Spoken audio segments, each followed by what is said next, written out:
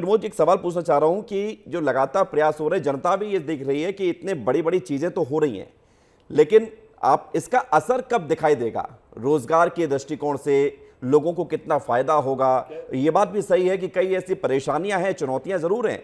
किसी भी निवेशक को निवेश करने के लिए वो बहुत सारी चीजें देखता है, माहौल देखता है जिसका जिक्र कर रहे हैं शर्मा जी, वो ये भी देखता है कि लॉ एंड ऑर्डर कैसा है। इस तरफ कैसा ध्यान रहता है निवेशकों का? आप क्या फील करते हैं मध्य प्रदेश को लेकर?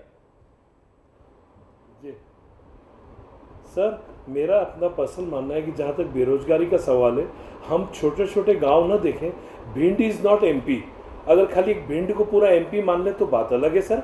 बाकी मेरा कहना है कि पूरे एमपी को एज अ होल देखें, पूरे इंडिया को एज अ होल देखें सर। जहाँ तक बेरोजगारी का सवाल है, मैंने आदरणीय को बोला है कि आप इंदौर चलिए, पीथमपुर चलिए, चाहे उज्जैन चलिए, भोपाल चलिए, रतलाम चलिए, हर इंडस्ट्री के बाहर, हर तीसरी इंडस्ट्री के बाहर बोर्ड लगे हुए हैं कि वेल्डर चाहिए, फिटर चाहिए, ये चाहिए, वो चाहिए। तो मतलब हमें तो लोग ही नहीं मिलते हैं। और आप बोल रहे हैं कि बेरोजगारी बहुत है। मैं हमेशा हर प्लेटफॉर्म पे बात करता हूँ, 1000 लोगों की लिस्ट लेके आ जाइए बेरोजगारों की, मैं 8 दिन में उनको रोजगार दिला दूंगा। बहुत बड़ी बात कह रहे हैं प्रमोद जी आप। यहाँ तो हमारे यहाँ 8 दिन में रोजगार दिला देंगे, लेकिन प्रमोद जी आप वेंडर मांग रहे हैं, आप काम करने वाले लोग मांग रहे हैं, आप उन लोगों को भी मांग रहे हैं जो हाईली एजुकेटेड हैं, जो पढ़े लिखे हैं, जिन्होंने अपने कोर्सेज किए हैं, पढ़ाई की है उस सेक्टर्स में, उनके लिए भी कोई जगह है क्या? सब तरह की लोगों की रिक्वायरमेंट है सर।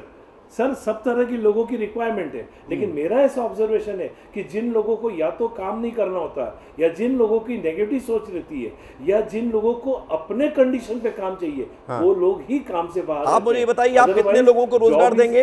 विस्तार न्यूज प्लेटफॉर्म बनेगा, आप बताइए कितने लोग आपको चाहिए? मैं सर एज अ प्रेसिडेंट बोल रहा हूं कि मैं ऐसा पोर्टल बना रहा हूं जिसके अंदर हर इंडस्ट्री वाला अपनी रिक्वायरमेंट उस पोर्टल पे पोस्ट करेगा। और ऐसे कई लोगों को जोड़ रहा हूं, उस संस्थानों को जो प्लेसमेंट अथॉरिटीज है वो उनको रोजगार दिलाएगी। यहाँ तो शॉर्ट ऑफ पीपल है सर, शॉर्ट ऑफ पीपल इतना ज्यादा है कि मेरे साथ कोई आए तो सही। खाली मेरा निवेदन हर एक से है कि हर चीज में नेगेटिविटी न ढूंढे। ठीक है गुलरेज सिंह जी, अब आप अपना जवाब दे दीजिए क्योंकि हम आखिरी समय पर हैं इस डिबेट के। गुलरेज सिंह जी, कमेंट आपका फाइनल।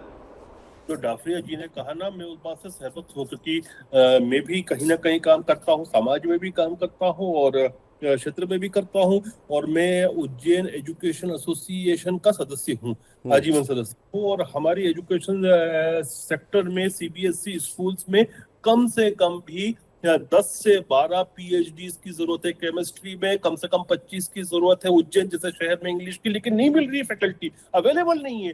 जो हम चाहते हैं, पढ़े लिखे से लेकर दिल्ली का काम करने वाला व्यक्ति नहीं मिलता है। इतना काम है, जो काम नहीं करना चाहे बात अलग है उसकी, लेकिन जो डाफरिया जी कह रहे हैं ना, बहुत काम है मध्य प्रदेश में, करने वाले की कमी है आज की तारीख नहीं। तो फिर ये ऐसा हो क्यों रहा है? मैं गुलरेज सिंह जी एक सवाल का जवाब और पूछूंगा आपसे। आप कह रहे हैं कि काम करने वालों की कमी है और दूसरी तरफ एक नौकरी सरकारी की अगर निकलती है तो इतने हजारों आवेदन आते हैं कि लगता है कि एक नौकरी पर हजारों लोग जो है चाहते हैं कि नौकरी करें।